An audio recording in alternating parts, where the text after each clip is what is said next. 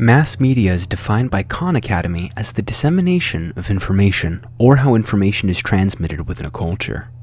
The various channels information transmits through, and the audiences information reaches through each channel factor into the concept of mass media. American society in the year 2022 is advantaged and disadvantaged by its mass media. Those advantages and disadvantages are enumerated by various writings and theories. For instance, George Gerbner's cultivation theory describes the relationship between media and audiences as leveled, where they have dynamic influence over one another. Media reinforces preconceived ideas since people of any idea consciously search for media that reinforces their thinking. This theory may manifest advantageously, where communities or people groups unite over media that appeals to its members. Whether these groups uniting is good or bad depends on the motivations or beliefs of the group, but it at minimum foundates their beliefs. If reason and logic generally prevail through civil discourse, then groups are more likely to be addressed as truthful or fallacious. Hence, truth would generally prevail. LibreText writes, "Society functions when the mass media works well, but when mass communications break down, society breaks down."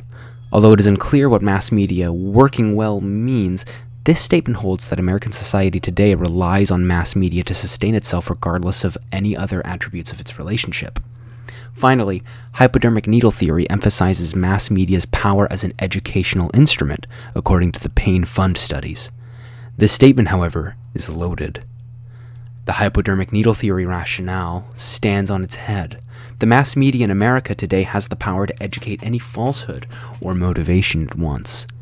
Maxwell Macabre's and Daniel Shaw's agenda-setting function theory is founded by an observation as clear today as it was in 1972, when the concept was first theorized. Information is framed to the advantage of a purveyor's agenda, so truth is obstructed by almost any voice. This is difficult to call media's tendency to set agendas as a fault of the mass media, since mass media consists of content published by many voices with many agendas, but content's dual nature to project truth as to obstruct it is paradoxical and problematic, to say the least. Carl Hovland points out the sleeper effect as the phenomenon where any piece of information's effect on its audience magnifies over time. Propaganda and advertisements abuse this to boost their persuasiveness. Recently discovered unconscious persuasion techniques suggest that a level of rhetoric is emerging through the technologies of modern mass media. While this rhetoric is still being understood, American society is ill-equipped to use or respond to it in reasonable ways.